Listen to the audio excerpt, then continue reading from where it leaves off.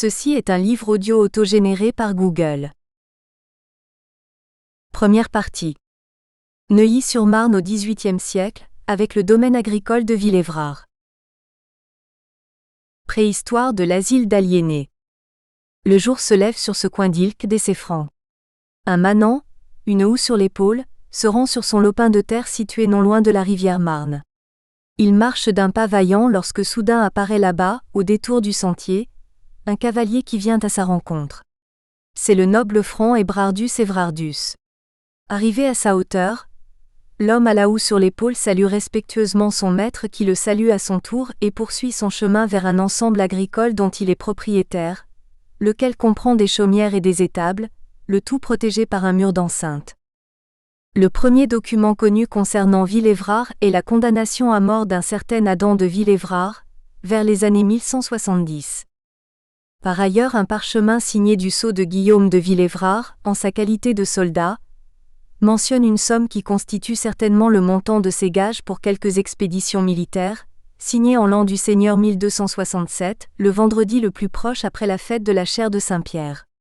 Alors que le premier acte notarié connu stipule qu'une vente de biens de Villévrard a eu lieu par l'évêque de Rennes à l'hôtel de ville de Paris, en 1287.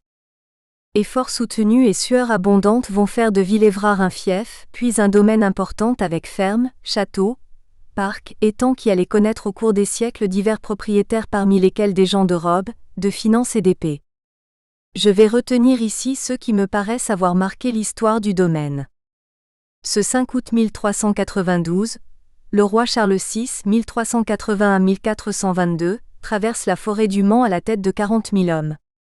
Soudain, il est pris d'une violente crise de folie. S'ensuit une extraordinaire panique.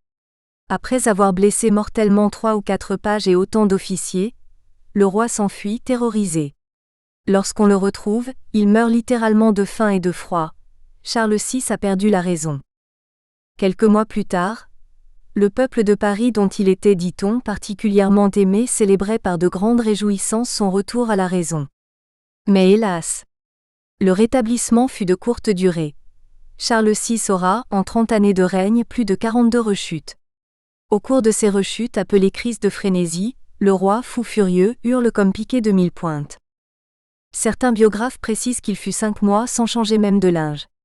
C'était grande pitié de la maladie du roy, écrit Juvenal des Ursins. Et quand il mangeoit cestoit bien gloutement et louvissement, à la façon des loups, et ne le pouvoit-on faire dépouiller et estoit tout plein de pousses, vermine et ordures, année 1405. C'est ce roi fou, premier signe du destin du domaine de Villévrard, qui va interférer dans le cours des propriétaires du domaine agricole. Car si Charles VI n'est jamais officiellement déclaré privé de raison, il doit faire face à ses ennemis parmi son entourage, qui, lors de ces crises de frénésie, conspirent contre lui, ce qui le conduit au cours de ces moments de lucidité à assainir précisément son environnement. Ce sera ainsi que le propriétaire de Villévrard, Thomas d'Aunois, sous prétexte d'avoir favorisé les ennemis du roy, est puni, c'est-à-dire exproprié de son domaine agricole. Charles VI le donne en 1411 à sa fille religieuse à Poissy. Maison et terres reviennent au couvent de Poissy, qui les conserve pendant une 50aine d'années. Au cours de l'année 1676, le domaine de Villévrard est acquis par une certaine Marie Lebray qui s'en défait, un an plus tard, au profit du sieur Langlois. Receveur des consignations et secrétaire du roi, seigneur de Villévrard et de Neuilly-sur-Marne, Langlois est resté dans l'histoire du domaine un propriétaire qualifié de grand justicier. En effet, il obtient de Louis XIV des lettres patentes qui lui donnent droit de justice et par là même droit de dresser sur ses terres de Villévrard des fourches patibulaires, appelées encore bois de justice, composés de 3 gibets. En général, les bois de justice sont élevés près de grandes villes et le pouvoir de justice n'est donné qu'aux seigneurs aux justiciers, privilège que d'ailleurs la royauté s'efforce de réduire progressivement. Le fait qu'en 1674 les justices seigneuriales de Paris soient rattachées à la justice royale du Châtelet, et qu'à Villévrard le pouvoir de justice continue de s'exercer, met en évidence le caractère du seigneur des lieux qui tient à garder sur son domaine les attributs d'une justice qu'il veut exemplaire afin de maintenir ordre et soumission. Le blé continue donc d'être ensemencé à l'ombre de la sinistre potence. Villévrard est alors isolé en pleine campagne. Pour s'y rendre de Paris, il faut prendre la route de Paris à Meaux, c'est-à-dire la Grande Route d'Allemagne, future Nationale 34, et s'arrêter à Neuilly-sur-Marne. 1789. Soudain, entre ciel et terre, éclate un étrange fracas. Le peuple de Paris se révolte. Les clameurs de la foule parviennent jusqu'aux loges et aux chênes de Bicêtre et jusqu'ici à Villévrard. Très vite, la révolte devient révolution. C'est après la prise de la Bastille, l'extraordinaire nuit du 4 août. Pour les descendants du manant à la houe sur l'épaule qui saluait bas son seigneur Évrardus, il est avant tout question de justice sociale. La taille et la corvée sont supprimées, alors que dans le coin funeste du domaine de Villévrard, les bois de justice sont abattus, tout comme sont abolies en 1790 les lettres de cachet. Un nouveau monde voit le jour, celui des droits de l'homme et du citoyen. Poussin, l'ami sincère de l'humanité. Ce premier Nivose de l'an 6e de la République française, 21 décembre 1797, à Bicêtre, le surveillant des fous rédige des observations dans lesquelles il note « J'ai tellement cherché à adoucir l'état de ces infortunés qu'au mois de prairial de l'an 5, je suis venu à bout de supprimer les chaînes dont on s'était servi jusqu'alors pour contenir les furieux, en les remplaçant par des camisoles qui les laissent promener et jouir de toute la liberté possible, sans être plus dangereux. » Il signe Poussin. Surveillant des fous et employé en ladite maison depuis près 25 ans, 20. Au milieu des fous qui gesticulent, tiennent des propos insensés, pleurent, rient, menacent, appellent à l'aide, demandent désespérément leur liberté, ils se dirigent tous les deux côte à côte vers les loges de Bicêtre. L'un, de petite taille et de constitution robuste, est né à la Jonquière près de Castres en 1745. L'autre, de forte stature, a vu le jour à Lons-le-Saulnier en 1746. L'un a fait des études de médecine. L'autre a appris le métier de tanneur. L'un est monté à Paris et a travaillé en tant que médecin auprès du docteur Bonhomme qui dirige une maison de santé, rue Charonne. L'autre, ouvrier tanneur auprès de son père, tombe malade. Il souffre d'humeur froide et doit être, en 1771, hospitalisé à l'Hôtel-Dieu à Paris. Considéré comme incurable, il est envoyé à Bicêtre. Cependant, sa robuste constitution lui permet de vaincre le mal. Sitôt rétabli, il postule pour un emploi, ici même à Bicêtre.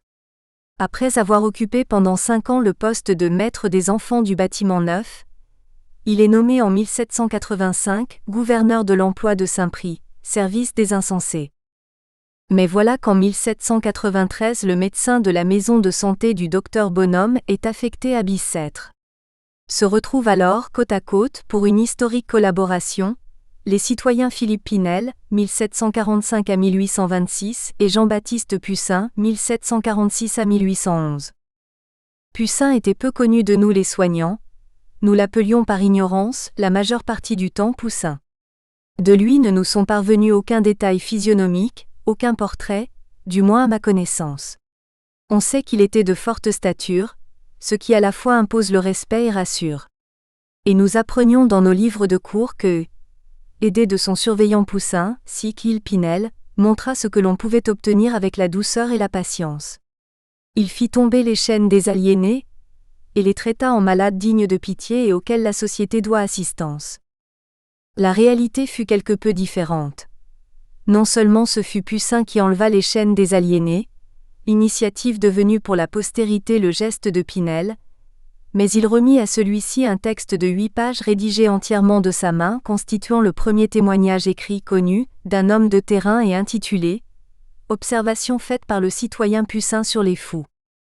Le gouverneur de l'emploi de Saint-Prix, qui est 24 heures sur 24 sur le terrain et qui n'a de formation que celle acquise au contact de la folie enfermée, communique à Pinel du vécu, de l'expérience, de l'éprouvé dans la réalité quotidienne, du savoir-faire. Tout ce qu'il a écrit vient directement de l'observation et de la pratique. Il parle du travail modéré et des distractions salutaires aux fous, des moyens de guérison purement moraux, de la durée de l'enfermement au-delà de laquelle le fou n'a plus de chance de sortir, du comportement humain dont doivent faire preuve constamment les servants, de la nécessité d'avoir un hospice spécial. L'aliéniste Pinel saisit aussitôt l'importance du rôle et du travail du surveillant Poussin. Il réalise que l'application de ses conceptions théoriques, à lui, Pinel, est fondamentalement liée aux conceptions pragmatiques et humanistes de Poussin, à ses capacités professionnelles à faire régner l'ordre, à ses acquis, à son savoir-faire pratique, résultat d'une longue expérience de terrain. Pinel a lu son texte avec la plus grande attention, il l'écoute parler de ces fous avec le plus grand intérêt. Dès lors, l'efficacité de leur collaboration ne peut faire aucun doute. Mais Pinel est promu médecin-chef à la Salpêtrière. Profondément conscient qu'il ne peut se priver de la collaboration de Poussin, il va faire en sorte de l'avoir à nouveau, le plus rapidement possible, auprès de lui, et il précise au ministre de l'Intérieur, de la manière la plus catégorique, qu'il lui est indispensable. Le médecin-chef est entendu. L'ancien ouvrier tanneur est affecté à la Salpêtrière. Mais si Pinel devient bien médecin aliéniste en sus de théoricien de l'aliénation mentale, il ne continue pas moins de se décharger complètement de tout engagement pratique, se réservant l'important à ses yeux, la théorie.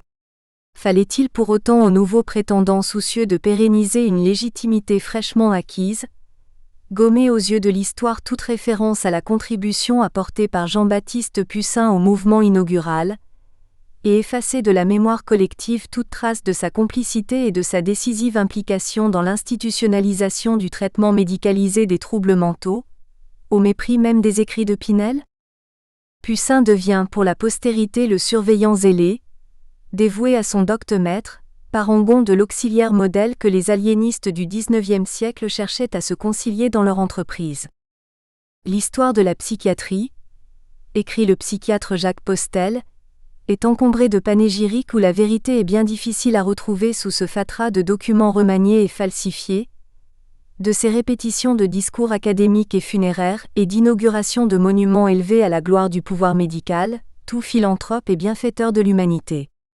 Le mythe de Philippe Pinel, libérateur des aliénés, en est un exemple particulièrement significatif.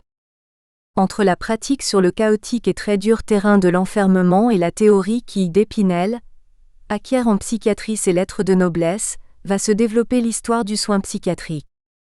J'ai toujours ressenti des liens professionnels de parenté avec Poussin. Liens très lointains bien sûr, mais tout à fait réels face à la réalité quotidienne entre les murs asilaires. Nous faisons partie de la même histoire. En quelque sorte, le gouverneur de l'emploi de Saint-Prix, personnage historique de l'ombre, nous ouvre la voie du soin psychiatrique. Soin établi à partir de la qualité de la relation humaine et de la collaboration réelle infirmier-médecin. De ce fait, Poussin va nous accompagner tout au long de l'histoire de Villévrard. Retrouvons à présent le cours de la grande histoire. Après la terreur, il y a la guerre. Puis le Directoire et toujours la guerre.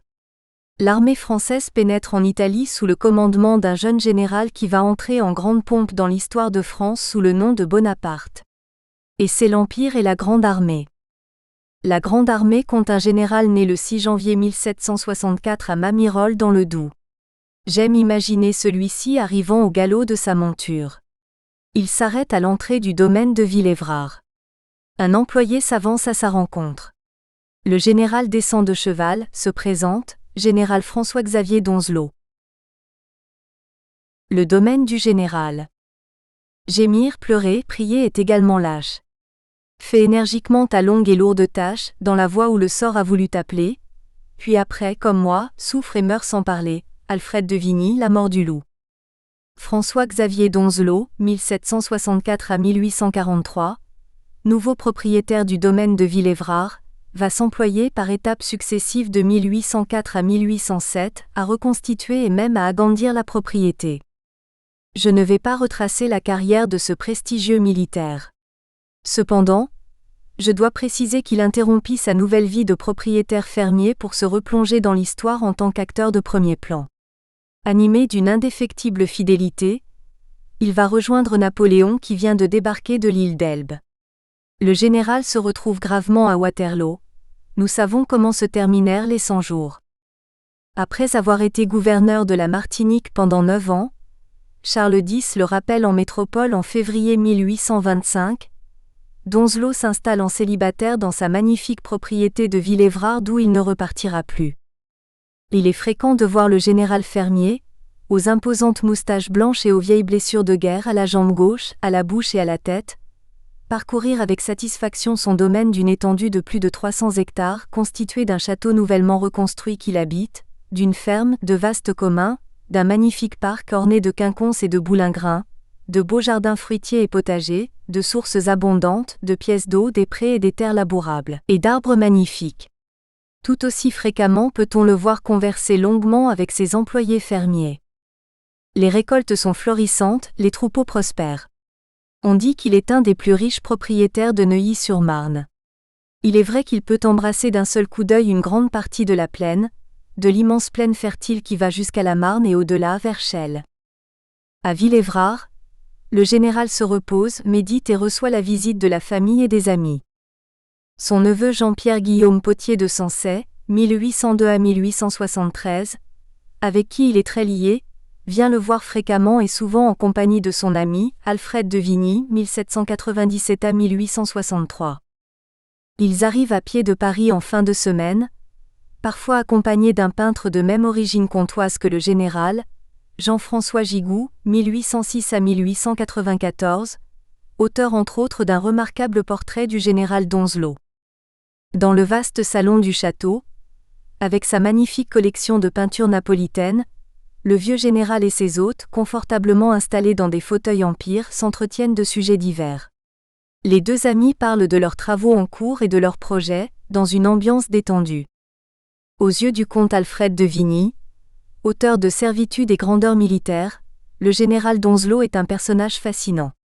Aussi, au cours de ces moments d'intimité partagée, le poète s'adresse aux glorieux soldats. Les légions napoléoniennes surgissent aussitôt des souvenirs du général, devant l'auditoire particulièrement attentif. De son côté, le général, du fond de sa paisible retraite, aime s'informer de ce qui se passe à Paris, en particulier sur le plan culturel. Alors, les deux amis se font une joie d'évoquer la vie littéraire. Vigny parle de ce malheureux poète, Gérard de Nerval, qui souffre d'une bien triste maladie de l'esprit et qui se fait soigner dans une clinique parisienne tenue par un certain docteur Blanche. Vigny aime à souligner le côté admirable et désintéressé de cet aliéniste avec qui, parfois, il déjeune au milieu de ses pensionnaires. Ce qui chaque fois l'émeut réellement. D'ailleurs n'a-t-il pas fait paraître en 1832, Stello ou les consultations du docteur Noir. Dialogue entre un jeune poète et un médecin de l'âme. Mais pour les deux amis, c'est l'heure de regagner Paris. Le vieux militaire se retrouve seul.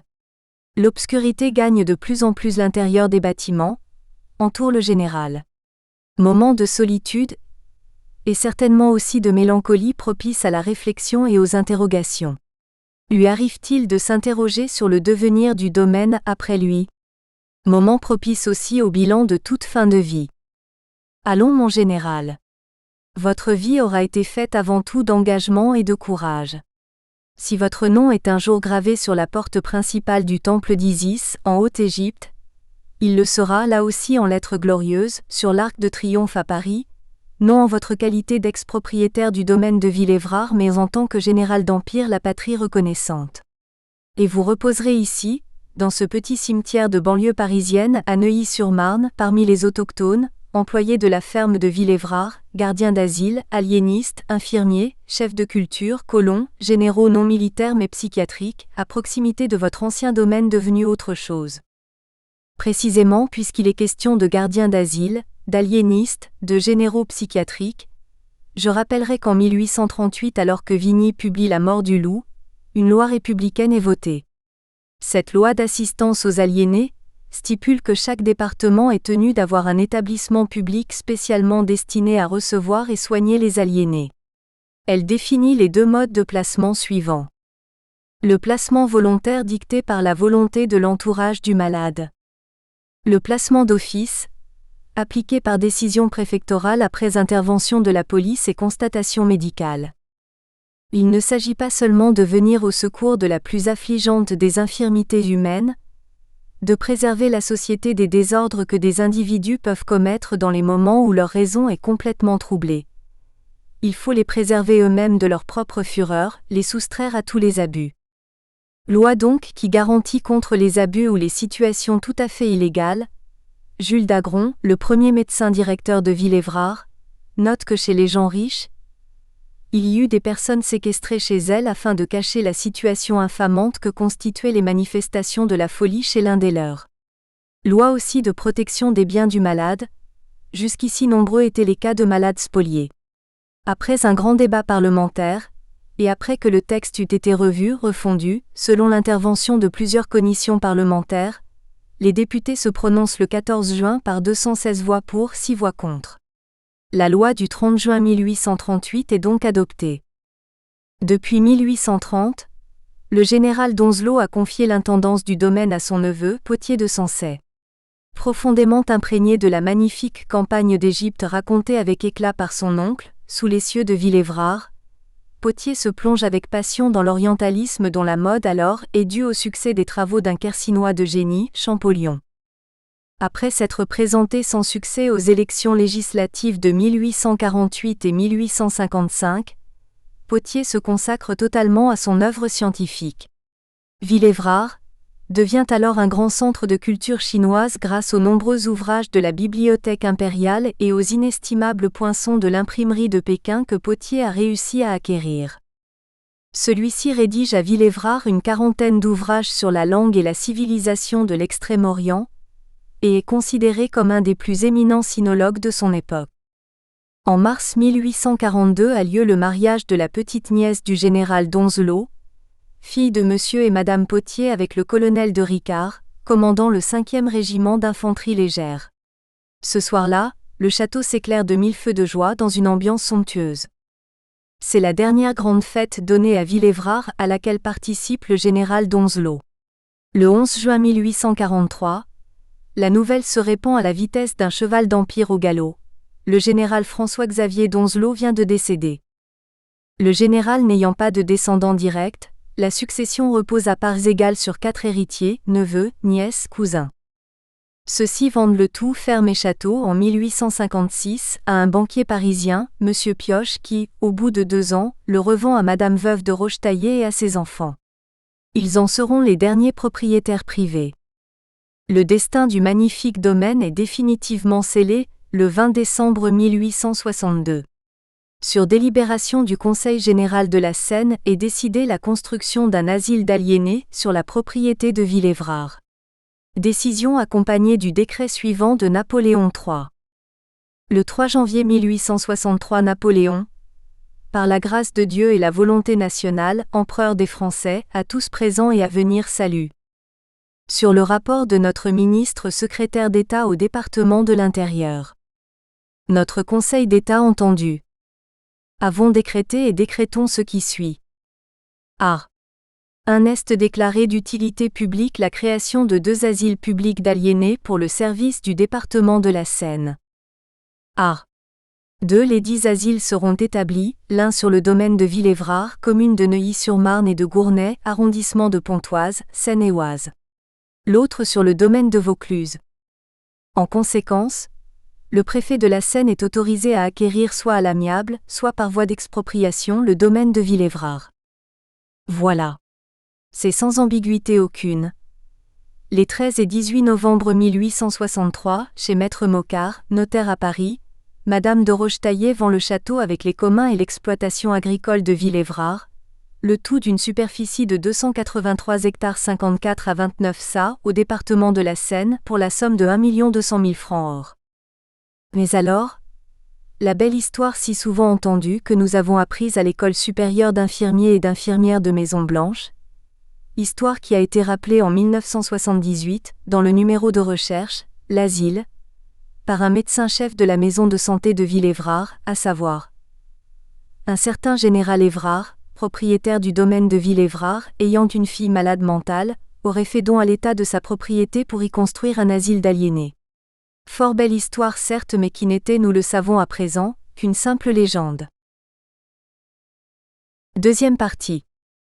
L'asile de Villévrard. Au premier plan la chapelle et de part et d'autre une galerie couverte qui dessert à gauche le service femmes, et à droite le service hommes. Au-delà de la ligne d'horizon à gauche, la Marne. Gravure parue dans le Petit Monileur illustré, du 5 avril 1885. L'asile d'aliénés. Aussitôt qu'un fou a été traité à l'hospice d'humanité, on le fait passer de suite à Bicêtre. C'est là où l'on peut juger si le traitement a été favorable ou préjudicial. Il y en a qui sont si faibles qu'ils meurent dans le premier mois, d'autres restent imbéciles. Le même inconvénient durera toujours tant qu'il n'y aura pas un hospice spécial, où l'on puisse commencer le traitement et le suivre jusqu'à parfaite guérison. Jean-Baptiste Pussin 42. Les aliénés, loin d'être des coupables qu'ils fassent punir, sont des malades dont l'état pénible mérite tous les égards dus à l'humanité souffrante et dont on doit rechercher par les moyens les plus simples, à rétablir la raison. Philippe Pinel. Danseurs et danseuses étincelantes de diamants et de pierreries sont emportés par des valses d'Offenbach. Nous sommes sous le Second Empire, la fête impériale bat son plein. La princesse de Metternich, auréolée du titre d'ambassadrice des plaisirs, assume son rôle avec grand zèle. Dans le même temps, Aristide Boucicaut bouleverse le monde du commerce en créant les grands magasins et en lançant les ventes sur catalogue. Avec les frères Pereire, la banque d'affaires devient l'instrument déterminant de l'industrialisation qui se développe, alors que le prolétariat connaît une misère noire. Nous roulons aujourd'hui en voiture sur le boulevard qui porte le nom de celui qui va servir brillamment le règne de Napoléon III, Haussmann. De ce Paris décrit par Eugène Sue dans Les Mystères de Paris, avec ses ruelles sordides, ses taudis, son insalubrité, dans lesquels sévit le choléra, le baron Haussmann, préfet de la Seine, va démolir, tracer de larges boulevards rectilignes, aérer, assainir, reconstruire, réalisant ainsi une ville moderne. Plus de cours des miracles, plus de ruelles insalubres, enfin beaucoup moins, plus de fumée polluante. Mais dans le même temps, Haussmann va évincer de Paris les couches populaires pour en faire une ville élégamment bourgeoise. Les usines et les ouvriers se retrouvent hors de Paris, et dans la même foulée, avec en perspective la prochaine exposition universelle, les mendiants, les exclus sont chassés eux aussi vers l'extérieur de la cité. Alors qu'à la périphérie la plus éloignée du cœur de la ville, selon les plans d'équipement en asile d'aliénés de Haussmann, nous allons trouver les fous, c'est-à-dire ces êtres accablés de toutes les malédictions, qui détonnent, qui dérangent, qui polluent. Ils seront soigneusement cachés derrière de hauts murs, ceux des nouveaux asiles d'aliénés, tels que celui qui va voir le jour à Neuilly-sur-Marne. Neuilly-sur-Marne, situé à 12 km au sud-est de Paris, est un village de maraîchers, perdu en pleine campagne. Il compte, en 1863, 2051 habitants. Le pays qui l'entoure, traversé par la Marne, est riant et fertile. En cette année 1864, à 1500 mètres de Neuilly-sur-Marne, sur le domaine agricole de Villévrard, s'élève un important chantier. Événement exceptionnel, on construit un asile de fous. Mais les Nocéens n'ont rien, absolument rien à craindre. Il y aura des grillages, de profonds sauts de loup et des murs infranchissables. Non seulement ils n'ont rien à craindre, mais ce sera, paraît-il, pour les gens de la région, une source de travail. C'est donc une véritable armée de terrassiers, de maçons, de tailleurs de pierre, de charpentiers, de vitriers, de peintres, de plombiers qui a débarqué sur le beau domaine. Ils s'activent, s'interpellent, sifflent, jurent, certains sont à terre, d'autres sur des échafaudages, des chefs de chantier donnent des ordres, vérifient le travail exécuté. Dans le même temps, des péniches à grands coups de cornes de brume transportent jusqu'ici des cargaisons de matériaux, alors que dans Neuilly, les femmes sur le pas de leur porte et les maraîchers dans leurs champs de légumes, certains d'entre eux ont bien connu le général Donzelot, regardent passer avec perplexité les véhicules hippomobiles chargés de matériaux pour le même chantier. Les chariots grincent. Les pelles crissent dans le ciment en préparation. Les scies s'époumonnent à débiter le bois.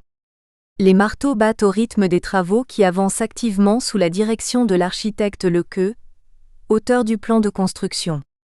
Et sur ce lieu où l'on a si souvent vu le vieux général conduire ses pensées de glorieux soldats retraités, s'élèvent à présent des bâtiments et des galeries couvertes. Progressivement, le domaine agricole de Villévrard prend une nouvelle identité. Construit pour recevoir 600 aliénés du régime commun et indigents du département de la Seine, l'asile de Villévrard répond en tout point aux normes et aux schémas architecturaux d'alors. Ordre et symétrie, avec une totale séparation des sexes et une affectation des malades selon leur état de paisible ou d'agité, de curable ou d'incurable. Les dernières serrures sont à peine posées que parvient jusqu'ici à travers le temps une voix off enthousiaste célébrant la modernité asilaire.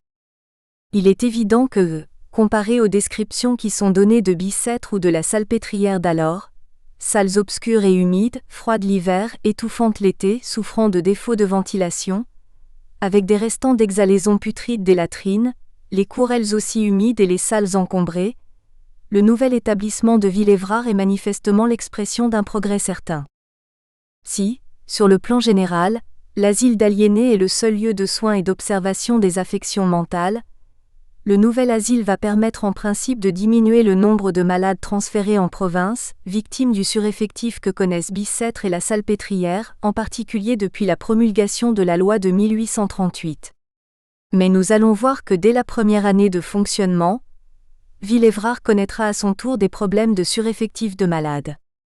Aujourd'hui, une multitude de fantômes nous prennent par la main pour nous conduire à travers le temps, à la rencontre d'une histoire humaine et sociale d'un caractère très particulier.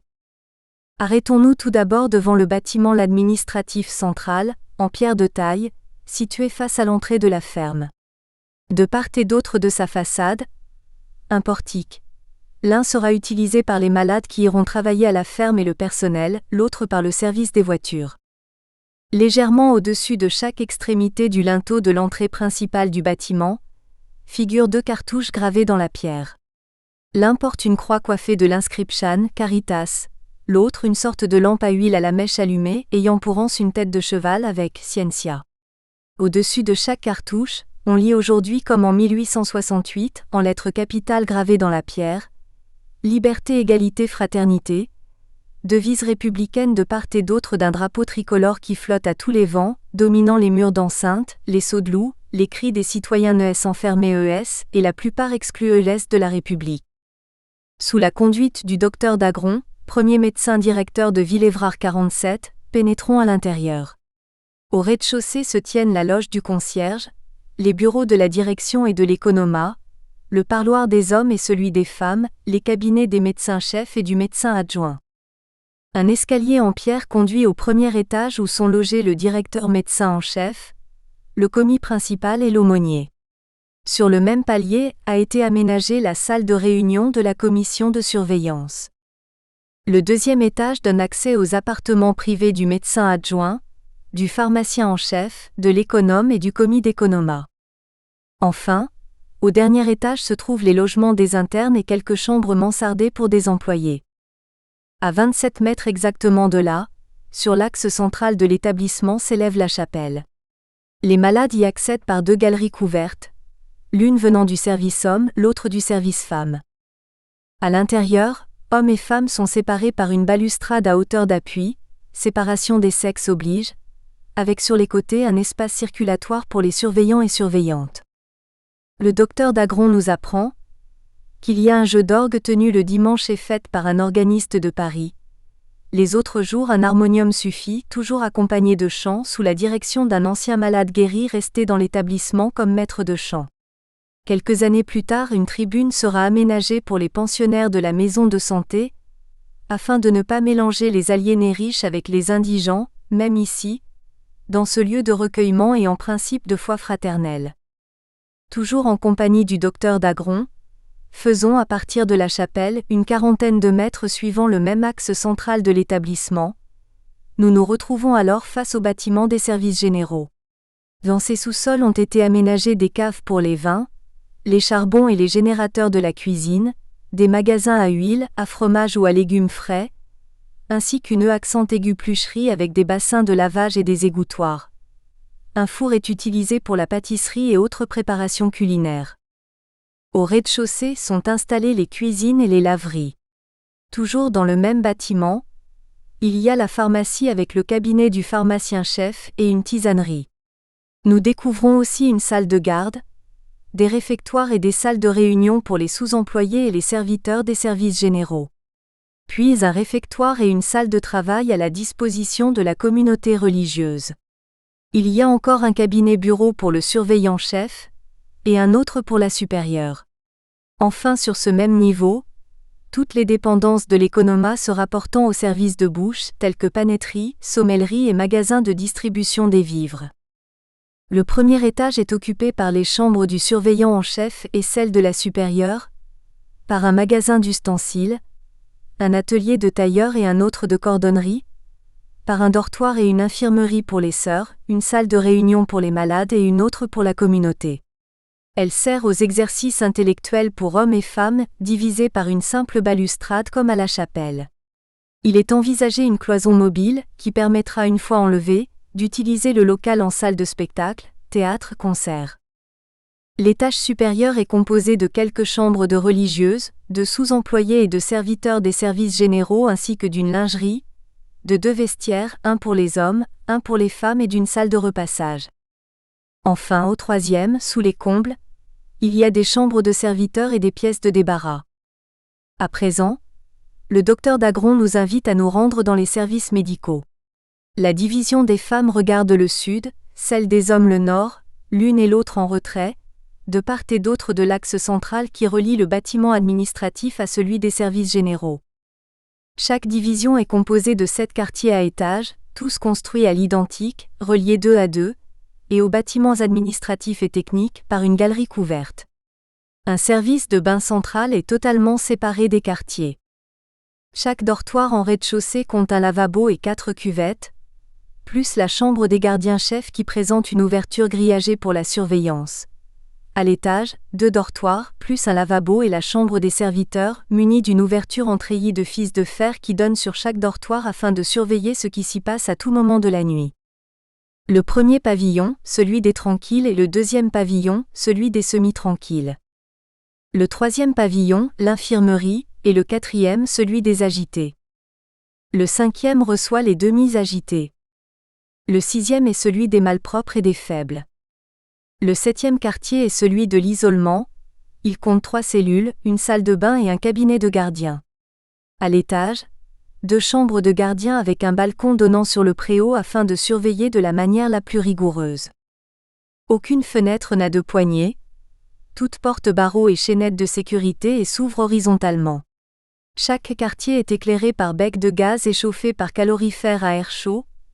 On note une température de 15 à 16 degrés dans les salles de réunion ainsi que dans les dortoirs. Pour pénétrer à l'intérieur des quartiers, il faut évidemment sonner. Un gardien ou une religieuse vient ouvrir et si le visiteur est autorisé à entrer, il se retrouve dans une cour avec une galerie couverte de 3 mètres de large sur toute la longueur du quartier servant de promenoir, en particulier par temps de pluie. Un préau de 30 mètres sur 40 est planté de quelques arbres et porte du gazon. À 30 mètres du bâtiment, au fond du préau, se trouve un cabinet d'aisance dont le service de vidange s'effectue de l'extérieur du quartier. Le tout est entouré d'un mur d'enceinte, d'un seau de loup et d'un grillage. Notre guide nous apprend encore que le service de bain attaché à chaque division se présente sous la forme d'un bâtiment bas qui comprend d'un côté 6 baignoires dans une même pièce, une salle de bain de pied, 2 cabines comprenant chacune une baignoire, l'une pour les bains sulfureux ou médicamenteux, l'autre pour les malades à isoler. Enfin est installé un service hydrothérapique complet, piscine, appareil pour douche en pluie, en nappe, en cercle, etc. Bain de vapeur simple ou résineux, bain de siège pour douche ascendante, gymnase de chambre. Poursuivons la visite toujours avec le médecin directeur, c'est-à-dire tournons les pages de son ouvrage. L'asile d'aliénés compte aussi, avec un château d'eau alimenté par une machine à vapeur située sur la Marne, une buanderie installée côté division des femmes et il est question d'y adjoindre le repassage. Du côté des hommes, nous trouvons des ateliers de serrurerie, de menuiserie, de peinture, de vitrerie. La salle des morts comprend une pièce pour les derniers adieux des familles et une pour les recherches nécroscopiques. L'usine à gaz, qui appartient à l'établissement, est gérée par une entreprise privée. Enfin, arrêtons-nous quelques instants à l'exploitation agricole attenante à l'asile. Le corps de ferme de cette exploitation de type Briard se trouvait, avant la construction de l'asile, au cœur du domaine. Les bâtiments qui la composent forment un rectangle fermé autour d'une grande cour pavée. Sur sa façade, une porte charretière, seule entrée de la ferme, certainement par mesure de sécurité, jouxtant de part et d'autre cette façade, un petit pavillon de plain-pied. Pénétrons dans la cour.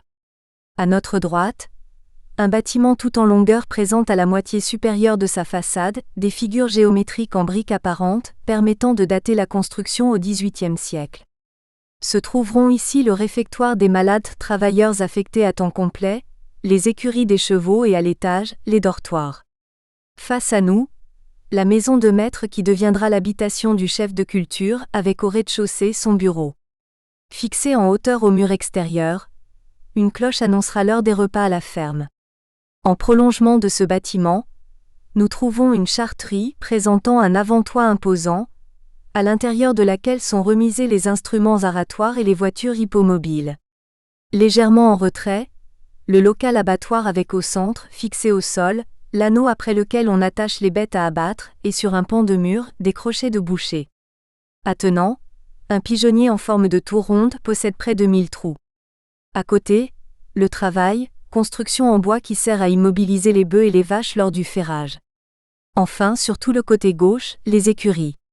Séparées du corps de ferme par une cour pavée, les communs suite de logements de construction modeste.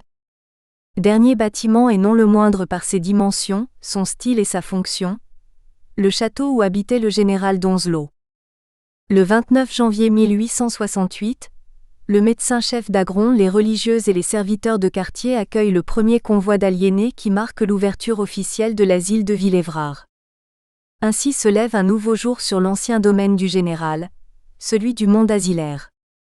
Les 7 premiers malades qui sont séquestrés, 52 arrivent de l'asile Sainte-Anne en omnibus.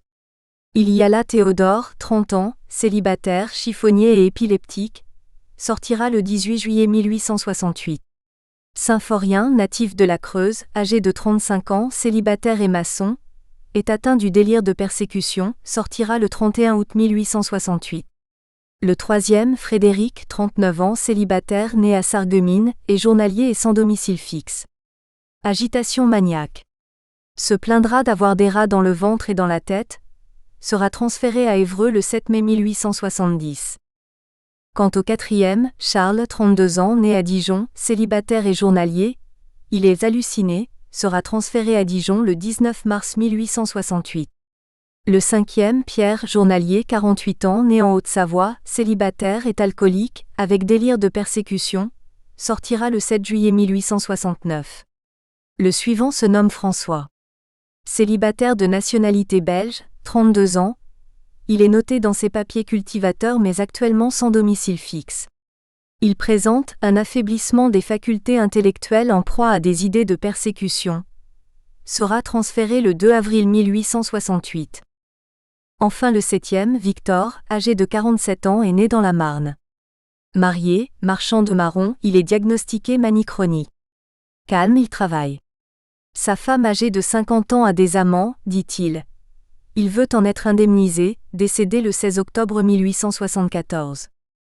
Ces 7 malades inaugurent le processus d'internement qui conduit l'aliéné de la préfecture de police à Villévrard, via Sainte-Anne. À peine le pied posé sur le sol asilaire, ils regardent autour d'eux l'air égaré, alors que les clés neuves dans les serrures neuves entonnent pour la première fois l'hymne à l'enfermement. Selon le rituel asilaire qui va fonctionner jusqu'en 1965, les arrivants sont directement conduits aux bains centraux du service homme. Totalement dépaysés, ils se mettent de gré ou de force nus et alors que leurs habits personnels sont inventoriés et empaquetés, ils pénètrent sous les douches. Logique, la vapeur les environne. Puis chacun s'essuie avec un linge et endosse la tenue asilaire. En perdant ses habits personnels, l'arrivant perd son identité sociale. Il entre en tenue asilaire, dans le monde de l'exclusion et de l'enfermement. Commence ainsi pour chacun d'eux une nouvelle vie. Sujets séquestrés, enfermés 24 heures sur 24, ils ne doivent qu'obéir et attendre dans le quartier où ils vont être affectés et maintenus. Le 4 février suivant arrivent les 2 premières malades femmes, elles aussi séquestrées. Marie-Valentine, née à Guebwiller dans le Haut-Rhin, est cuisinière, 35 ans, célibataire et atteinte de monomanie. Absence totale d'énergie et d'initiative. Macri Joséphine, veuve, née à Rennes, couturière, âgée de 42 ans. Inconduite et excès alcooliques habituels depuis bien des années, sortira le 24 avril 1868. Elles sont accueillies comme les hommes. 2 jours plus tard, elles seront suivies de 4 nouvelles malades. Progressivement s'organise la vie asilaire, c'est-à-dire un système de relations entre la pratique quotidienne et le pouvoir médical et administratif à travers le langage des bons signés et des rapports écrits, alors que le travail sur le terrain est établi à partir du règlement, dont l'axe essentiel est la surveillance. Tout est neuf. Les tenues, les clés, les notes de service, les bons administratifs, le règlement, l'oppression des murs et des serrures, l'angoisse, la peur. Les sœurs qui ont voué leur vie à Dieu et qui postulent pour le paradis par le plus court chemin, celui de la prière, du recueillement et du devoir accompli, sont là, particulièrement actives, dans ce lieu de souffrance et d'expiation. Elles ne doivent pas pour autant exprimer d'état d'âme car elles ont la responsabilité de maintenir, malgré la violence et l'angoisse, souvent la peur, une vie faite de contraintes quotidiennes et de discipline. Intransigeantes sur le règlement, faisant plus facilement référence à la hiérarchie ecclésiastique que médicale, elles veillent et surveillent, ouvrent et ferment à clé, effectuent les diverses tâches qui font partie du quotidien. Le médecin-chef directeur note qu'à cette époque, la supérieure de la communauté remplissait les fonctions de surveillante-chef. Elle engageait et congédiait sous sa responsabilité personnelle les filles de service appelées à suppléer dans certains services les religieuses qui y faisaient défaut. Le service homme est assuré essentiellement par des serviteurs de quartier. La vie asilaire est constituée essentiellement de la répétition quotidienne et immuable de moments dont les principaux sont le lever, le petit déjeuner, la visite du médecin, les repas, le coucher. Les deux seules thérapies appliquées sont l'hydrothérapie et l'occupation des malades. Les religieuses, en bonnes servantes du Seigneur, s'emploient avec zèle à les faire travailler. Beaucoup, parmi les hommes et les femmes, vont donc être occupés à divers travaux au cours de la journée. Les repas sont annoncés par le sacristain à l'aide de la cloche de la chapelle. Le petit déjeuner a lieu à 6h30, le dîner à 1h du matin et le souper à 6h du soir. Mais déjà se pose le problème de la nourriture. Il serait bon de rompre la monotonie des repas, observe le docteur Dagron. Un rôti de temps à autre à la place du bouilli du soir, 6 fois par semaine. Un dessert de pâtisserie font plaisir les jours par exemple de la fête patronale de la maison, du 1er de l'an de Pâques. Un plat de charcuterie ou d'abat, chaque semaine suivant les saisons, remplacerait avantageusement le plat de viande du matin. Et puis, dit-il, il faudrait envisager de ne pas faire coucher les malades aussitôt après le souper comme on le fait souvent pour économiser quelques heures de chauffage et d'éclairage. Il faut savoir aussi que dans le cadre de la vie quotidienne d'alors, il y a les moyens de distraction qui, selon Esquirol, sont après le travail les agents les plus efficaces pour guérir les aliénés. À ce sujet, nous devons une fois de plus nous référer au témoignage du docteur Dagron. Chaque fois que le temps est propice, les malades les plus tranquilles sont conduits en promenade. Pendant l'été, tous les dimanches, nos religieuses les font sortir, ainsi 60, 80 ou 100 femmes, toutes portant la même tenue, alignées comme les jeunes pensionnaires d'école. Quelques sorties de faveur sont en outre accordées aux meilleures travailleuses qui, ces jours, emportent avec elles un goûter qu'elles vont prendre sur l'herbe dans les environs. Les hommes, non qu'ils soient plus difficiles à conduire, mais parce que leurs gardiens nécessitant une surveillance de tous les instants, ne sortent que sous la conduite du surveillant-chef. Je n'oublierai pas de sitôt en effet que dans l'une de leurs excursions ils m'ont ramené ivre-mort l'un de leur escouade. 3 fois par semaine a lieu une séance de lecture publique. Les autres jours sont consacrés aux leçons de chant sous la direction d'une sœur pour les femmes et d'un ancien malade resté ici comme chantre pour les hommes. Ces exercices, quoique composés le plus souvent de morceaux religieux, n'excluent pas cependant les autres chants. Nous sommes parfois assez osés pour faire chanter quelques chansons comiques. Côté théâtre, déjà le 25 avril 1869, des malades femmes avaient joué une comédie en présence de malades, d'employés de l'établissement et de quelques invités de marque, parmi lesquels Monseigneur Mabille, évêque de Versailles. Au cours de la pièce, selon Dagron naïve et touchante, une berquinade qui arrache les larmes. Une seule actrice oublia pendant quelques secondes son rôle pour demander sa liberté et se plaindre d'être victime de faux monnayeurs. Elle ajouta avec conviction qu'elle n'était pas folle, puisqu'elle jouait la comédie. Du reste, l'incident passa presque inaperçu.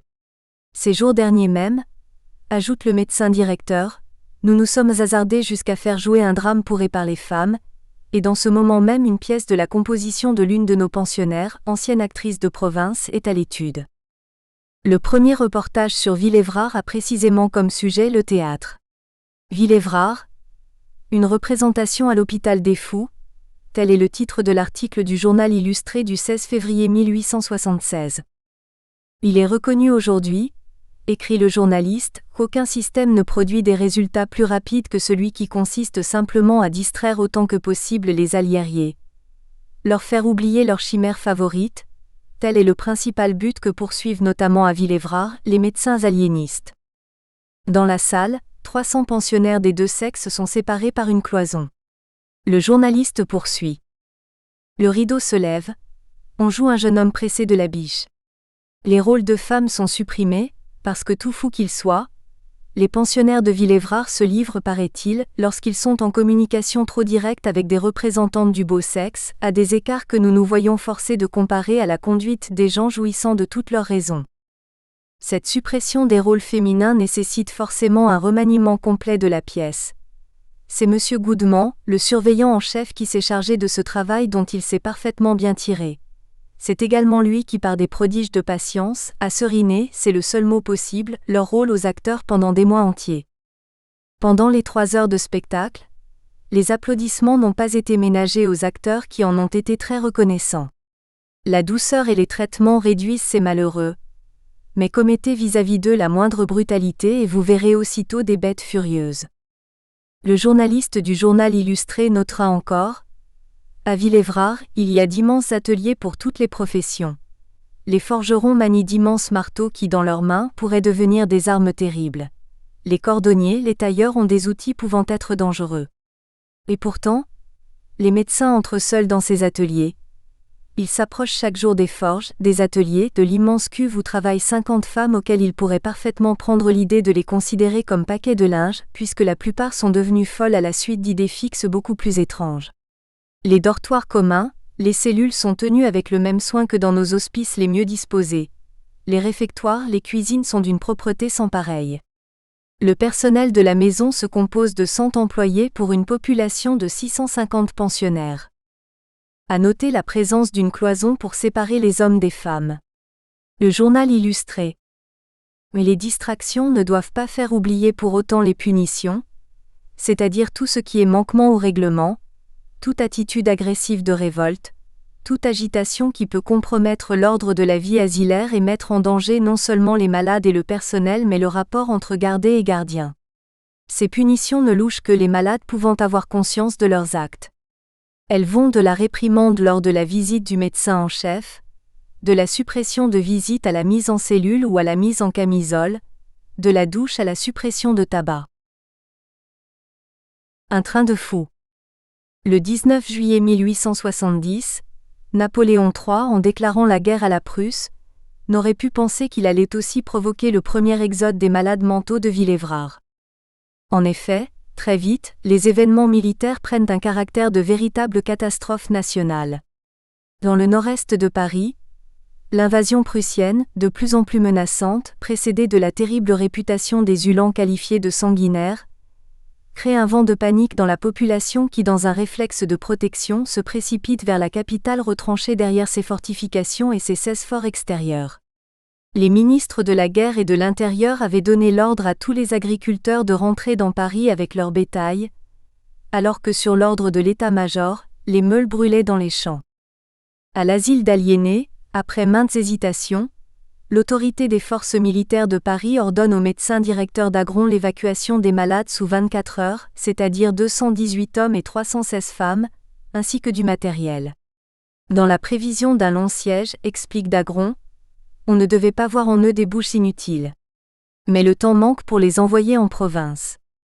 Alors on va au plus près, c'est-à-dire à l'asile de Vaucluse, près d'Épinay-sur-Orge, qui se trouve hors des lignes militaires. L'opération est mise en place en moins de 24 heures. Le 20 septembre 1870, dès l'aube, a donc lieu une grande animation à l'asile de Villévrard, avec en fond sonore l'inquiétant bruit de la canonnade qui se rapproche. Tout d'abord, le matériel est groupé et transporté à la gare de Chelles située à 3 km, là précisément où hommes et femmes vont être à leur tour embarqués pour Vaucluse. On voit alors des aliénés dont la plupart ne sont pas mécontents du tout de sortir de l'asile, pousser des hurrahs frénétiques, tout en tractant vaillamment des voitures chargées de literie, de linge et matériel divers, alors que d'autres, en longue file, ploient sous des paquets plus ou moins volumineux d'objets de toutes sortes. Étrange spectacle que donne cette colonne de coulis d'un type particulier qui croise un autre flux migratoire, celui des habitants de la région, eux aussi chargés de baluchons, abandonnant fermes et maisons pour aller se mettre sous la protection des remparts de la capitale. Parmi les premiers, certains chantent à tue-tête et s'interpellent bruyamment. Les seconds sont silencieux et littéralement paniqués. Vers 7 heures du soir, le transport du matériel est terminé. On prend le dernier repas à l'asile avant de passer à la seconde phase, l'évacuation des malades. Les paralytiques, note Dagron qui dirige les opérations, entassés dans quelques voitures réunies à grand-peine, ouvrent la marche sous la conduite de mon chef interne M. Drouet et d'un interne en pharmacie M. Chaleuil. Les autres étant engagés dans des ambulances de la Société internationale de secours aux blessés. Puis lentement sur 2 files au milieu desquelles se tiennent vigilantes, les religieuses, les femmes les plus tranquilles se mettent en route, portant chacune quelques vêtements et les petits objets auxquels elles tiennent le plus. Suivent les agités en camisole, échevelés, gesticulant, criant, hurlant, riant, pleurant, menaçant, la plupart tenant des propos totalement incohérents. C'est dans la campagne nocéenne un cortège fantomatique alors que la canonnade est de plus en plus proche. Une demi-heure plus tard, sous la conduite de gardiens et du surveillant en chef, c'est au tour des malades hommes à se mettre en route, chacun portant 1 ou 2 pains et quelques objets noués dans un mouchoir. À 8 heures du soir, les hommes et les femmes sont regroupés à l'entrée de la gare de Chelles, toujours sous l'étroite surveillance de gardiens, de gardiennes et de religieuses qui, avec une très grande vigilance, font cercle autour d'eux. Commence alors une attente sur place qui va durer 4 heures. 4 longues heures à piaffer, à gesticuler, à s'invectiver, à chanter avec toujours dans le lointain la canonnade. Le train attendu à 9 heures n'arrive qu'à minuit. L'embarquement qui suit aussitôt s'effectue en 1 heure. 2 malades sont absents mais il n'est pas question d'entreprendre les moindres recherches. Il faut partir. Le train s'ébranle à 1 heure du matin et arrive à destination à 8 heures du matin, ayant mis 7 heures pour effectuer 12 lieues. Le directeur médecin-chef, lui, regagne Villévrard pour là aussi le plus rapidement possible, diriger sur Sainte-Anne chevaux, bestiaux, blé, paille, fourrage, etc. Les Prussiens envahissent l'asile de Villévrard le 20 décembre 1870. S'engagent alors de violents combats. On va se battre à la baïonnette dans les sous-sols du bâtiment de la direction, au cours d'une nuit d'horreur. Villévrard sera pris et repris dans d'épouvantables corps à corps, et souvent dans une tragique confusion. Il y aura de nombreux morts. Le général Blaise, blessé mortellement dans le parc, passera à la postérité adossé au pied d'un arbre, sur le tronc duquel un infirmier, plus tard, gravera une croix. Les troupes françaises évacuent l'établissement, laissant l'ennemi occuper une nouvelle fois Villévrard. Mais l'asile est bientôt libéré définitivement, et de nouveau ouvert le 1er mars 1871. Sa remise en fonction s'est avérée urgente. Dès juin 1871, l'asile de Villévrard, étant de nouveau en plein exercice, va recevoir le trop-plein de Sainte-Anne. Le médecin directeur demande par ailleurs de bien vouloir pourvoir au remplacement de l'abbé du Bucquois. Monsieur le curé de Neuilly, écrit-il, vient bien à l'asile 3 fois par semaine mais ce ne peut être assez pour mesdames les religieuses qui à plusieurs reprises déjà m'ont adressé de justes réclamations. En 1873, les travaux de restauration des bâtiments touchés par les effets de la guerre sont terminés. 2 écuries, une remise, une sellerie, des greniers à fourrage et un fruitier ont même été construits dans l'ancienne orangerie et les communs du château. Ceci étant, 3 projets importants restent à réaliser. Tout d'abord la construction d'une salle des morts et d'autopsie. Monseigneur l'évêque de Versailles, lors de sa visite à Villévrard, avait vivement protesté contre la situation de la salle des morts et d'autopsie qui se trouve sous la chapelle. Située au centre de l'établissement, elle ne serait pas sans danger en temps d'épidémie et puis certains jours d'été, les émanations qui s'en exhalent rendent parfois la chapelle inhabitable. Il est donc de première nécessité de construire un lieu réellement approprié. Des plans sont à l'étude. Il est aussi envisagé un surhaussement de quelques-uns des murs de clôture de la division des hommes. Les murs des Saudeloups des Préaux des hommes ne peuvent en effet être une clôture suffisante, et il n'y a pas de jour que les malades ne les franchissent d'un bond ou ne les escaladent. Quant aux portes grillagées donnant directement sur la campagne, elles ne servent, quelque surveillance que l'on puisse déployer, qu'à faciliter les sorties nocturnes des gardiens et à leur permettre d'introduire par cette voie dans la maison des boissons alcoolisées. Enfin se pose d'une manière de plus en plus pressante, le problème du nombre de cellules. Primitivement, rappelle le docteur Dagron, l'asile de Villévrard était destiné à ne recevoir que des malades chroniques paisibles ou convalescents et de ce fait, il n'y a que 6 cellules pour 636 lits. À présent que dans la répartition, Villévrard reçoit indistinctement toutes les catégories de malades, s'impose donc la nécessité d'augmenter le nombre de cellules. De cette cellule au sol cimenté, aux murs totalement nus, aux fenêtres aux verres incassables, à la lourde porte verrouillée que de douloureux malentendus découlent et découleront de son utilisation. Il s'y passera des scènes terribles comme celle évoquée par Dagron. Une femme accroupie dans un coin de la cellule, qui cachait le bébé mort qu'elle avait mis au monde au cours de la nuit, à l'insu de tous, sans interrompre ses hurlements ou ses chansons délirantes. La vie à l'intérieur des quartiers est dure, parfois très dure, et les pieuses servantes du Seigneur, totalement soumises à leurs supérieurs, accomplissent quotidiennement leurs tâches avec parfois des problèmes physiques, comme en témoigne la correspondance suivante profondément empreinte de respect et d'allégeance. Le 9 août 1873, le très humble serviteur, médecin directeur de Villévrard, s'adresse à la très humble et très obéissante servante.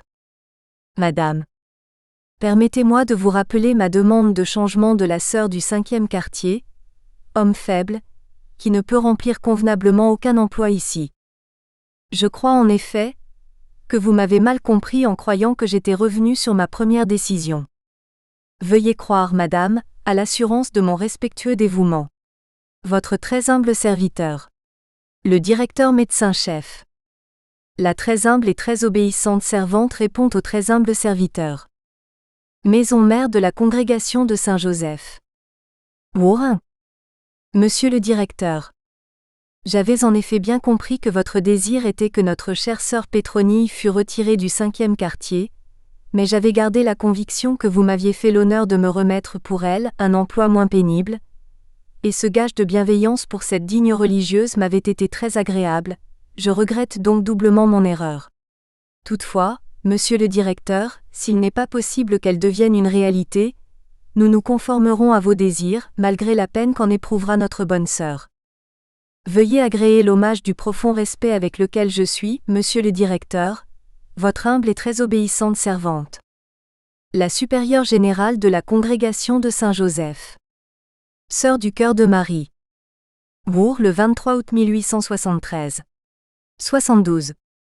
On ne peut s'empêcher de penser que sœur Pétronille avait dû observer bien trop de carême et faire pénitence immodérément, pour avoir à présent une constitution physique qui ne lui permettait plus d'assurer son service chez les hommes faibles. En avril 1885, un journaliste du Petit Moniteur illustré vient sur place croquer plusieurs scènes de la vie quotidienne à l'asile de Villévrard. Nous en reproduisons quelques-unes pages suivantes. L'asile de Villlévrard, Suite et Fia.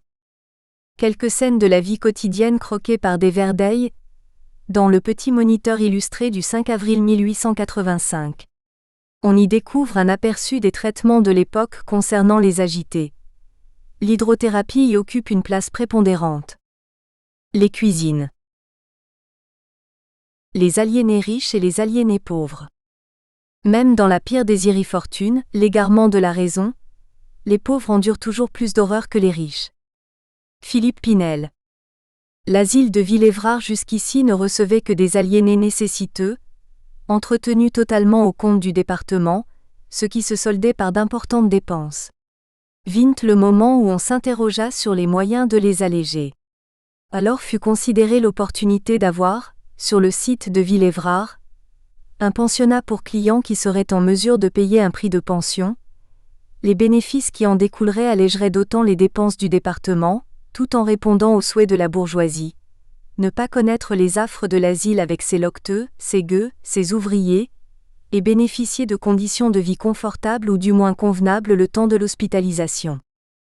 Fut donc décidée la construction d'un pensionnat départemental pour le traitement des aliénés des deux sexes, fondé par le département de la Seine à Villequévrard, commune de Neuilly-sur-Marne, Seine-et-Oise.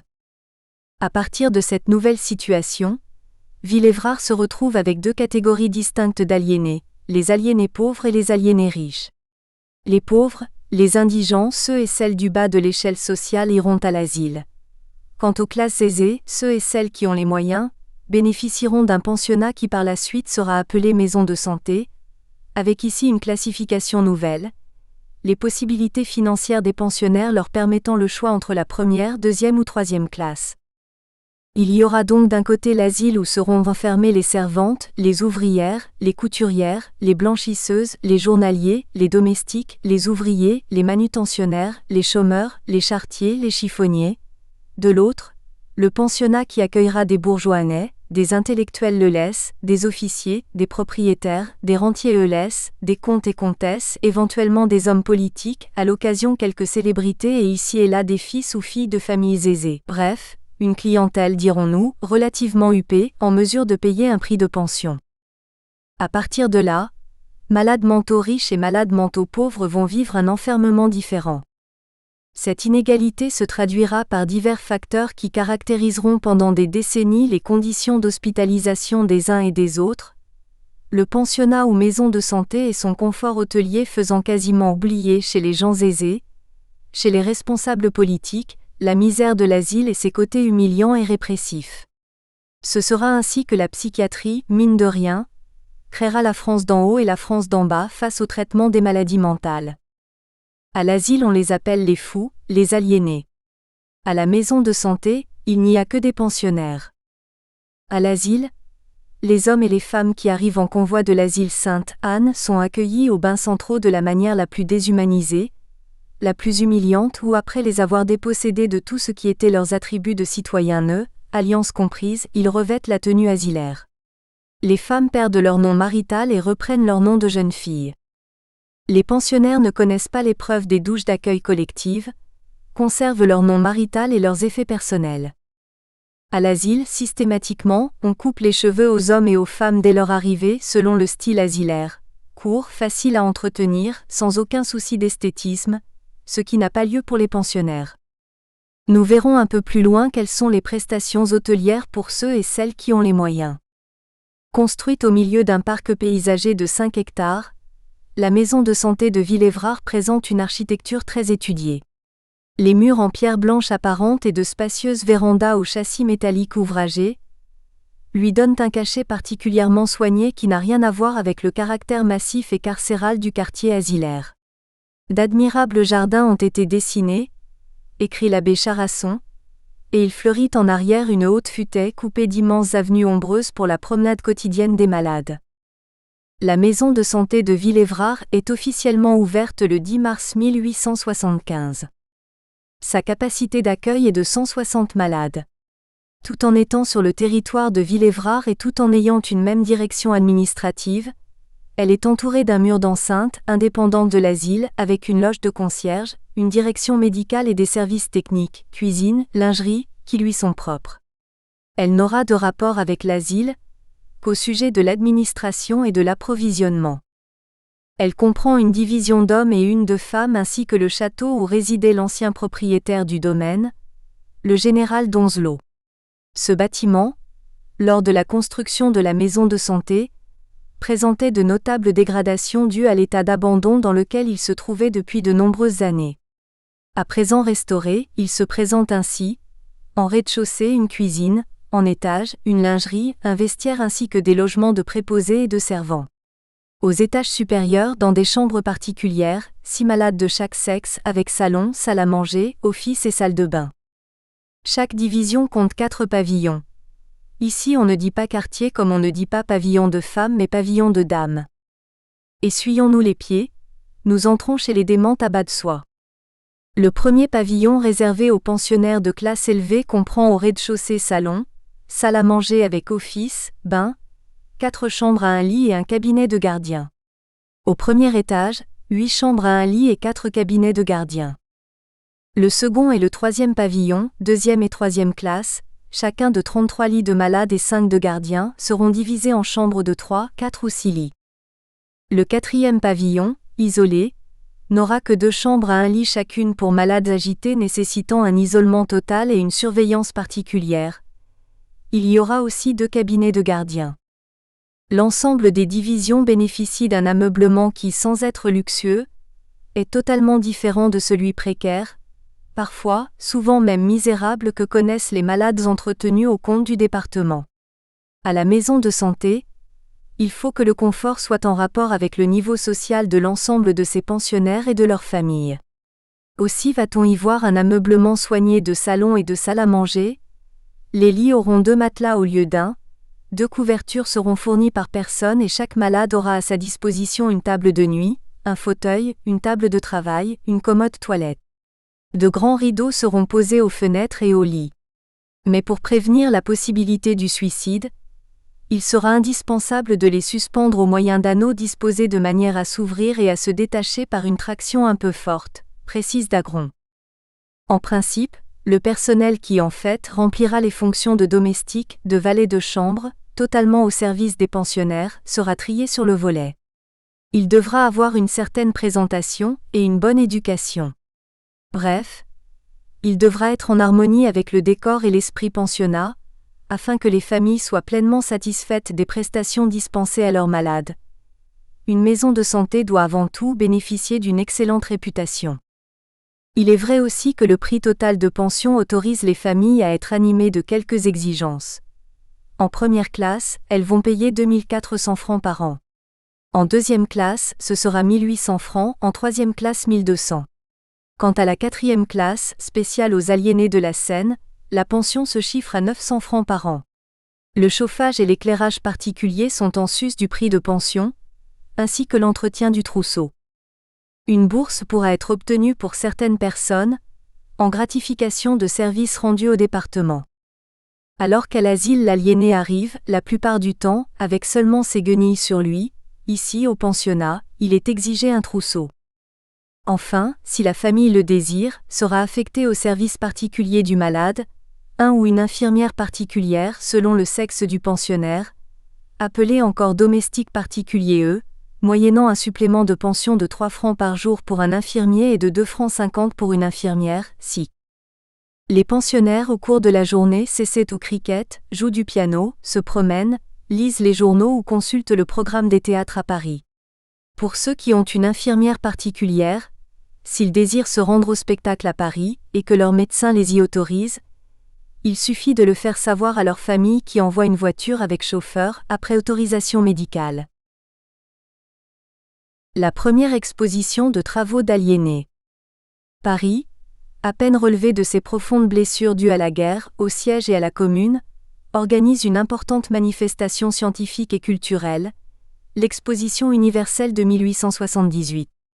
L'hôpital psychiatrique de Villévrard y participe. 9 millions de visiteurs vont s'y rendre. Pour la première fois, hors de ce lieu clos qu'est l'asile d'aliénés, des œuvres de malades mentaux, dont quelques-unes réellement dignes de chefs-d'œuvre des compagnons du Tour de France, sont exposées au grand public. Elles donnent aux visiteurs un aperçu non seulement de ce que sont capables de réaliser des aliénés séquestrés, mais également une idée du progrès dans les asiles, apportant ainsi une note humaine et scientifique au problème du traitement de la folie. Le service des aliénés du département de la Seine a naturellement trouvé sa place aux côtés de ceux de l'enseignement, des travaux historiques ou celui des eaux et des égouts. Les visiteurs peuvent découvrir une chaire curiale en chêne sculpté, de style roman, destinée à la chapelle de l'établissement, faite par un malade atteint de manie alcoolique poursuivi d'hallucinations et d'idées de persécution. Une garniture de cheminée en fer forgé, de style Louis XIII, réalisée par 4 malades dont l'un souffre d'hypomanie avec idée de persécution, l'autre de démence avec idée ambitieuse, le troisième de délire de persécution et le quatrième de manie alcoolique avec hypocondrie. Jardinière et vase en paille tressée, réalisé par un malade atteint de manie chronique et d'hallucination. Un panier en paille. Un panier en velours. Une corbeille. Une ménagère. Un porte-montre ayant la forme d'un soulier. Un sac porte-aiguille. Un petit soufflet. Des dessins et vues du parc de Villévrard. Cette exposition est une réelle réussite pour le personnel administratif, médical, religieux, et bien évidemment pour les auteurs de ces remarquables réalisations. Mais bientôt la France connaît une vague d'anticléricalisme qui va soulever des prises de position passionnées et se traduire par la laïcisation d'établissements publics tels que Villévrard. La laïcisation de l'asile. Le 1er février 1883, le préfet de la Seine demande au directeur de Villévrard un rapport confidentiel et détaillé sur les conséquences que la laïcisation serait susceptible d'entraîner dans l'établissement. Le directeur s'empresse de lui faire savoir que la substitution d'infirmières laïques aux sœurs sous le rapport de l'intelligence aurait l'avantage d'avoir un personnel plus éclairé, attendu que la plupart des sœurs sont illettrées, les filles de service sont plus douces envers les malades et susceptibles d'attachement. Que les sœurs dans beaucoup de circonstances constituent une gêne pénanante pour les malades du fait de la crainte qu'elles inspirent et choquent des croyances religieuses, attendu que parmi les malades placés dans l'établissement, il y en a un certain nombre qui appartiennent au culte dissident, il n'y aurait donc aucun inconvénient à rompre avec les habitudes prises, les mutations sont si fréquentes que les malades sont renouvelés tous les ans. Toutefois, le directeur précise qu'il n'a jamais reçu de plainte émanant de malades relatives à des tentatives de prosélytisme. Enfin, les sœurs consacrent de longues heures aux exercices de piété, et de ce fait les malades sont abandonnés aux soins des filles de service dont l'effectif dans ces circonstances fait défaut. Des calculs précis effectués, concernant le coût du remplacement des religieuses par des laïques, font apparaître un gain de 4 410 francs pour l'établissement. Il est clair que l'opération de laïcisation peut être engagée. Le rapatriement des religieuses a lieu le 21 décembre 1884. La laïcisation de Villévrard prend officiellement effet le 1er janvier 1885. Le plan de Villévrard en 1896 avec l'ensemble de ses services. Mes aïeuls dans les murs. Gardiens et gardiennes en uniforme, logés à l'asile, figurent en première page de mon album de famille professionnelle. Je descends d'eux en ligne directe. Mes racines professionnelles sont ici, dans ce lieu forteresse entouré de murs, de grillages et de seaux de loup. Les femmes seront d'abord appelées femmes ou filles de service, puis infirmières. Les hommes, eux, indifféremment jusqu'en 1900, serviteurs de quartier ou gardiens, et infirmiers. Ce personnel, en grande partie célibataire, vient en majorité de province. Chez les gardiennes, nous trouvons d'anciennes domestiques, des cultivatrices, employées de ferme, ouvrières, bonnes à tout faire dans les maisons bourgeoises. Quant aux gardiens, ils ont été soit cultivateurs, ouvriers agricoles, domestiques, journaliers, bergers, employés de commerce, alors qu'un petit nombre, hommes et femmes, a déjà une certaine expérience hospitalière. Beaucoup ont échoué ici, parce qu'ils n'ont pu trouver un autre métier. Dans leur lettre de demande d'emploi, Marie-Françoise C. supplie « Il me semble qu'il n'y a de pain que dans les asiles. » Adèle L. demande en 1890 une place pour ne pas être sur le pavé. Claude D. précise « Je suis sans ouvrage, sans asile et sans pain. » Albert T. en 1894 « Depuis 3 nuits je couche dans la rue. » Albert G. en 1892 se plaint lui de toujours courir le hasard des places, et il veut assurer son pain du lendemain. En somme, plus ou moins rejeté par la société, il trouve l'asile un moyen de vivre, plus exactement de survivre. La plupart des gardiens et gardiennes savent à peine lire, beaucoup ne savent pas écrire. Imaginons ceux et celles venus de milieux ruraux, qui jusqu'ici ont vécu en plein champ, en plein air, et qui se retrouvent du jour au lendemain, enfermés jour et nuit, au milieu des fous. En arrivant, les uns et les autres touchent un uniforme fourni par l'administration et dont le port est obligatoire. Il devra être rendu en l'état lorsqu'ils quitteront l'asile, stipule le règlement. Les hommes reçoivent 2 tenues. Chacune comprend un képi, une veste de drap ou vareuse, un pantalon de drap, un pantalon de treillis, un gilet de drap et une blouse. La tenue est identique à la maison de santé. Ils touchent aussi 3 chemises, 2 paires de bas et autant de chaussettes, 3 tabliers bleus, 2 draps de lit, une tête d'oreiller, une serviette, un essuie-main et un torchon. Le directeur de Villévrard, le 19 décembre 1885, fait savoir par lettre à une postulante quel sera le trousseau qu'elle recevra en arrivant. Si vous acceptez une place de fille de service, vous n'avez pas de linge à apporter, attendu que vous serez habillé. Le linge de corps, de coucher et de table vous sera également fourni par l'administration. Tandis que si vous prenez une place de buandière, vous ne serez ni logé, ni habillé et recevrez pour chaque journée de travail une somme de 2,25 francs. En tant que fille de service, elle touchera donc un bonnet de soie noire, 2 robes, une jupe simple avec corsage à basque, 6 chemises, 6 draps, 6 têtes d'oreiller, 6 tabliers à cordon, 6 tabliers plissés, 2 paires de bas de laine, 2 paires de bas de coton, 12 mouchoirs, 6 fichus, une jupe toile coton, une couchette en bois, 2 matelas. Femmes de service et serviteurs de quartier ne sont pas davantage considérés que le sont ceux et celles qui ils gardent. Ils disparaissent en tant que citoyens NES dans la rigidité du règlement. Et doit-on le préciser, ils et elles ne sont en rien reconnus comme faisant partie de la classe ouvrière. Gardiens et gardiennes relèvent de la simple domesticité. Le service est continu et ne peut en aucune circonstance être interrompu ni de jour ni de nuit. En conséquence, ces gardiens et ces gardiennes sont logés dans leurs quartiers respectifs. Ils ne peuvent le quitter pendant le jour, même au cours de leurs heures de repos. Et ils ne peuvent découcher, en dehors des nuits légalement autorisées, qu'avec l'autorisation signée du directeur. Ils couchent dans les dortoirs des malades, certains dans des sortes de box grillagés, les autres dans les dortoirs sans aucun aménagement de protection. Julien R., infirmier de première classe, se plaint en 1899 de dormir dans le dortoir des agités, alors que les surveillants et les sous-surveillants bénéficient de locaux individuels. Certaines de ces chambres situées au premier étage portent sur 2 côtés de petites ouvertures grillagées, qui leur permettent de surveiller chacun des 2 dortoirs attenants. Par la suite, ces locaux deviendront nos vestiaires. Les services médicaux, asiles et maisons de santé, tant au point de vue du personnel que des malades, sont unisexués.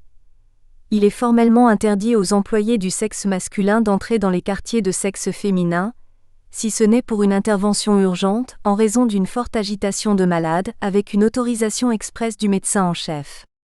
Bien évidemment, les femmes ne peuvent rendre visite aux hommes, là encore sauf pour raison de service, après autorisation. Dans chaque quartier, 2 équipes se partagent le travail. Le service de jour débute à 5h30 le matin et se termine à 8h du soir, relevé par l'équipe de veille qui va de 8h du soir à 7h du matin. Dans cet univers clos de murs, de serrures, de règlements, d'interdits, les aliénés sont totalement coupés du monde extérieur, exclus, oubliés, pour beaucoup tout simplement rayés de la société.